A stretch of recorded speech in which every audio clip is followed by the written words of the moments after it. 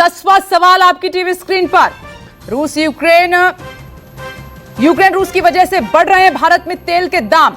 इस तरीके से परिणाम हां 55%, नहीं 40%, कह नहीं सकते 5%। हिंदुस्तान की जनता की यह राय है हां में, लेकिन 55% लोगों ने अपना जवाब दिया है कि हां, इस जंग की वजह से, यूक्रेन रूस की वजह से बढ़ रहे हैं भारत में तेल के दाम। और वो तस्वीर भी आपने देखी है, महंगाई लगातार जारी है। जेके त्रिपाठी जी हमारे साथ लगातार मौजूद हैं, पूर्व राजदूत हैं। जेके त्रिपाठी जी, एक बार फिर से मैं सर आपके पास आ रही हूं। सवाल मेरा दो लास्ट के जो सवाल है, 9वां और 10वां, जो न्यूज़ 24 ने उठाए हैं। पहला ये अभी कि इस युद्ध की वजह से भारत में तेल के दामों पर इफेक्ट हो रहा है। लोग मानते हैं हां असर पड़ा है, महंगे हो गए तेल के दाम। और एक सवाल यह था कि क्या जो भारत का स्टैंड है इस युद्ध में, वो उसको कैसे देख रहे हैं आप?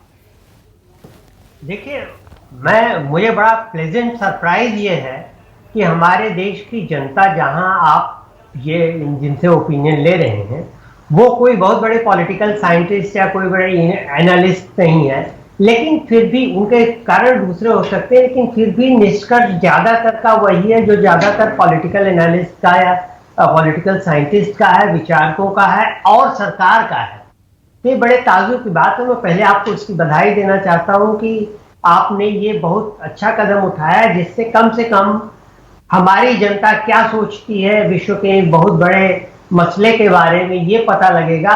क्योंकि ऐसी पब्लिक ओपिनियन जो है किसी भी देश की पब्लिक पॉलिसी या फॉरेन पॉलिसी को निर्धारित करने में बहुत कामयाब होती है, बहुत सहयोगी होती है।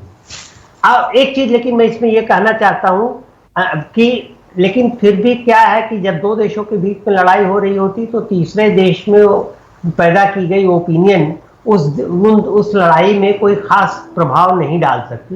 बहरहाल, अब जो दो आप कह रही हैं कि एक तो भारत की नीति कैसी है। भारत की नीति देखिए, अभी तक सही रही है, टाइम टेस्टेड रही है।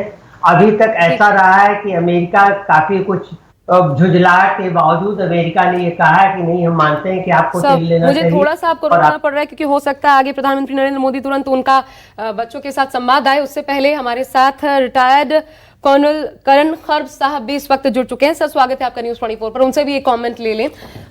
सवाल ये कि आप ये अगर लगातार सुन रहे हो खर्ब जी, ये देखने को मिल रहा है जिसको यूरोपियन यूनियन और नेटो ने एक हीरो की तरफ प्रेजेंट किया, वो जो तालियां जिसमें पूरा देश बर्बाद हो गया और तालियां पे तालियां बजाई जा रही थी, उसको हिंदुस्तान की जनता विलेन के तौर पर समझ रही है। ये माइंडसेट क्या बता रहा है?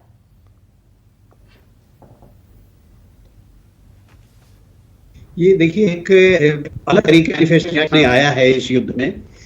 पहले जिस ढंग से लग रहा था कि आक्रामक तो रूस था और वो तो अभी भी है, लेकिन यूक्रेन को प्रोत्साहित करने वाली शक्तियां जितनी भी थी, चाहे वो जो बाइडेन हो और चाहे यूरोपियन बाकी जितने भी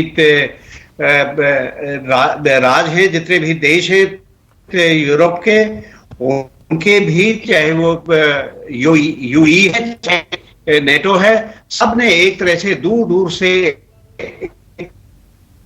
हौसला बढ़ाने का प्रयास किया, जो अल्टीमेटली ऐसा लगता है कि बिल्कुल उकसाने जैसा। हौसला क्या बढ़ाया है, वो एक तरह से यूक्रेन को उकसाया कि वो समझौता ना करे उनसे, रूस से, और रूस की टक्कर ले। शायद ये कि जो बाइडेन और नेटो देश ये देख रूस की कितनी शक्ति है, रूस की सामरिक शक्ति यहाँ पे किस, आपकी आवाज में थोड़ी सी डिस्टर्बेंस भी है, थोड़ा रोक भी रही हूँ क्योंकि तस्वीर। नमस्कार, मैं हूं मानक गुप्ता। अगर आपको हमारा ये वीडियो पसंद आया हो तो इसे लाइक और शेयर जरूर करें, और हाँ, हमें सब्सक्राइब और फॉलो करना ना भूलें ताकि आप देश और दुनिया की कोई खबर मिस ना करें। तो जुड़े रहिए हमारे साथ और देखते रहिए न्यूज़ 24।